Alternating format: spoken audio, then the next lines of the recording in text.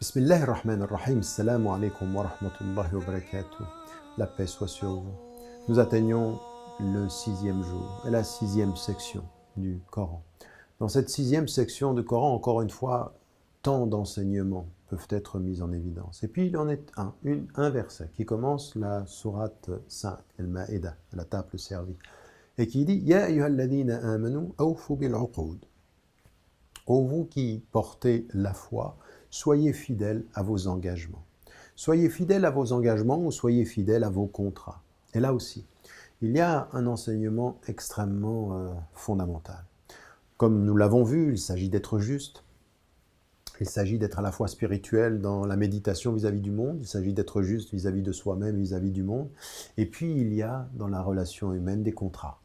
Des contrats, c'est tout ce qui va être lié à notre relation interpersonnelle. Dès que l'on sort de soi, on a une sorte de contrat social. On a un contrat qui n'est pas explicite. D'ailleurs, même dans la relation avec Dieu, il y a al-mithaq al-asli, il y a un contrat, il y a une reconnaissance que Dieu est. Ça, c'est ce que nous dit la tradition musulmane. Par rapport à nos parents, par rapport dans la famille, il y a des contrats qui sont informels, ce que nos parents ont fait pour nous, ce qu'ils nous ont accompagnés. Puis il y a des contrats qui sont beaucoup plus formels.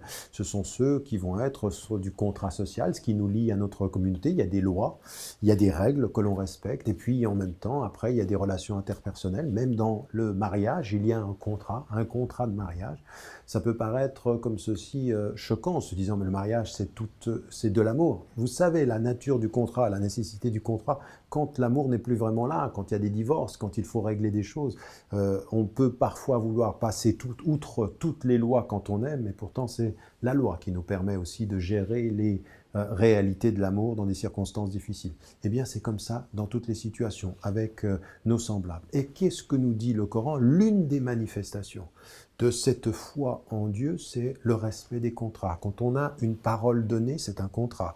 C'est un contrat qui peut être moral. On a des contrats qui sont physiques, on a signé. Et quand on signe aujourd'hui, c'est un contrat, il faut le respecter. L'une des caractéristiques de celui qui a une foi, c'est qu'il respecte sa promesse, il respecte ses contrats, il respecte même les situations. Les musulmans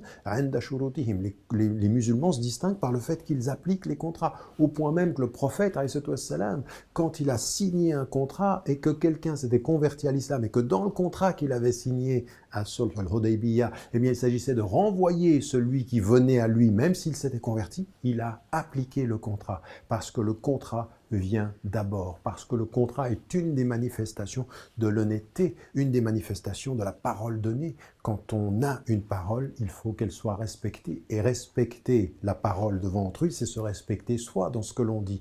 Donc parfois, il vaut mieux moins parler et pas dire trop de choses, faire très attention à aux promesses que l'on fait.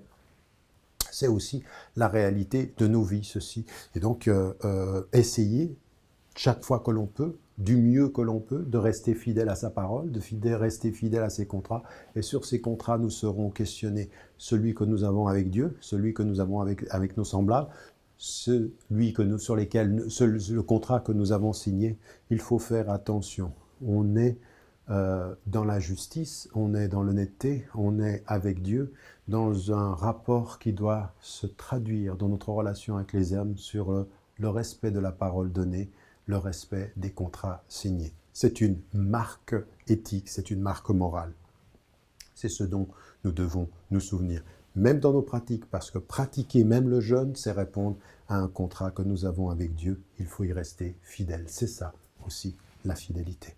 Que Dieu nous aide. N'oubliez pas, n'oubliez jamais de dire à ceux que vous aimez que vous les aimez. La vie est fragile. Assalamu alaikum wa rahmatullahi wa barakatuh.